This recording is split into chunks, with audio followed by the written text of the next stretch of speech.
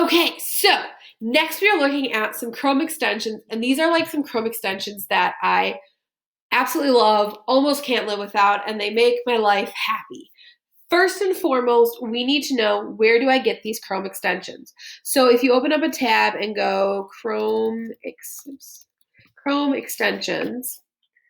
and then you click on extensions Chrome Web Store, this is where you can get them. Screencastify is going to be the first one. So you can type them in, Screencastify. There we go. And then this is the one that we want. If yours doesn't already say it, it'll say something more like add to Chrome. A little bit of a tidbit with the Chrome store. Please do not get super excited and download every extension you possibly can see.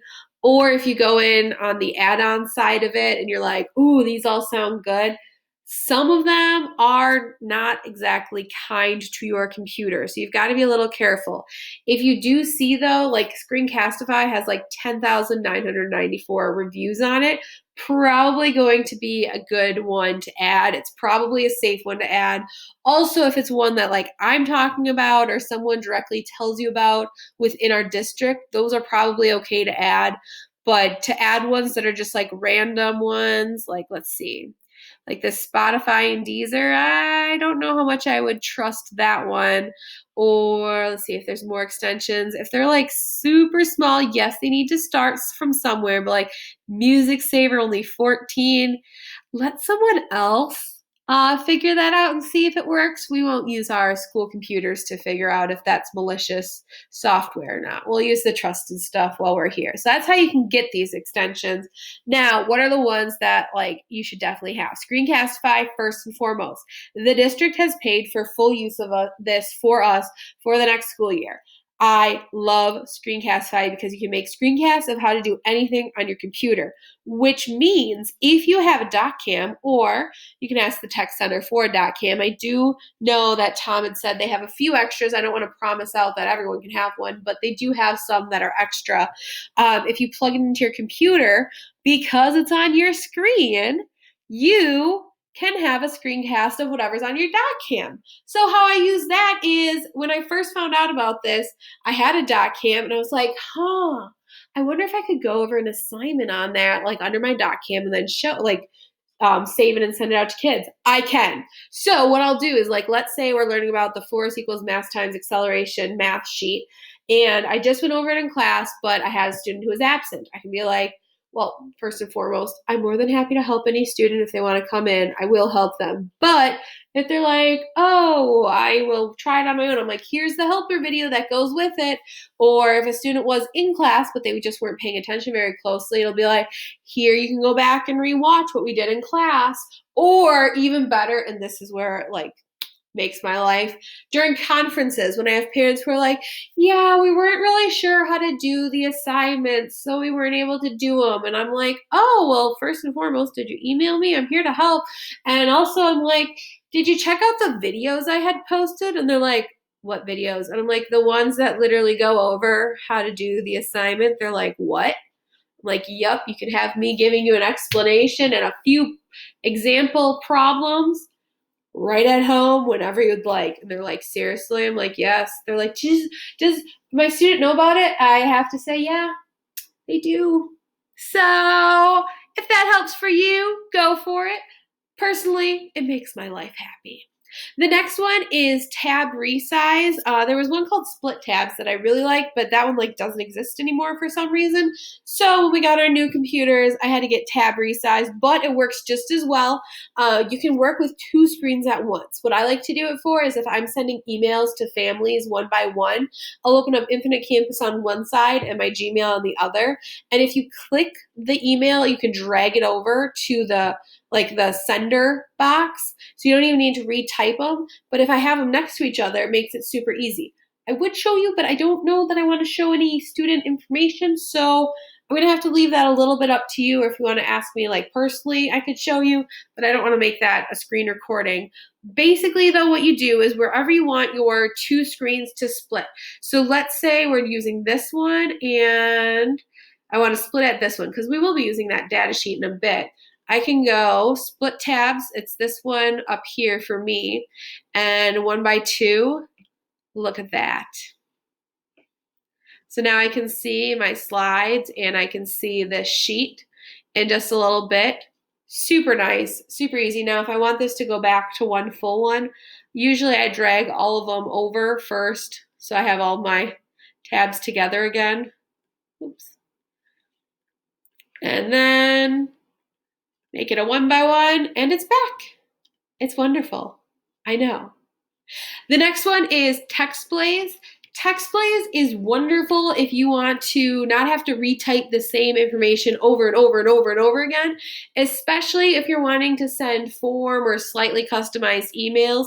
You could also use it to set up kind of a contacts list. So that one's up here, and it looks like this. And so on here, some that I already have set up. So for this last year during like quarantine time, when I was wanting to send out to all of my just students, there might be a way in Infinite Campus, but I wanted to be able to personalize it a little more. So I just put all of their emails, and I had to have a part one and a part two because there is a maximum character level.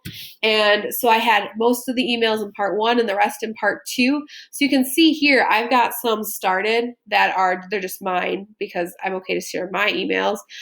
Then when I go to make an email, I can go, that was hi all one, and look at that. They're all there, right? Super easy.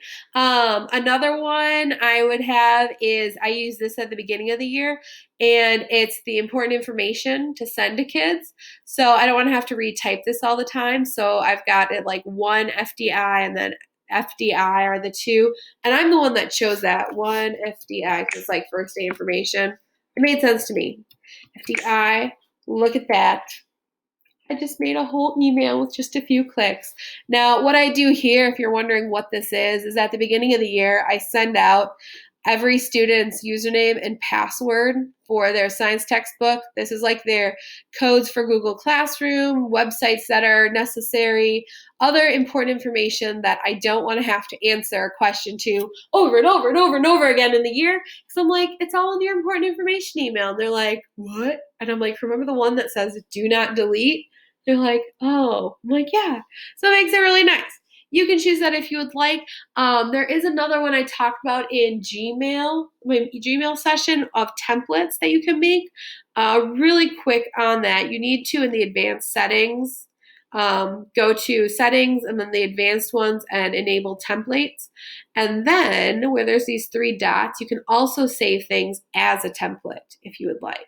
So I'd save this as a template, for example, and that would make it really easy. Furthermore, because then I would just need to go compose and template, and it all just goes right in. So a few different options to make that easier. Some other things then, there's a Google Docs Quick Create. Watch this. You click on it.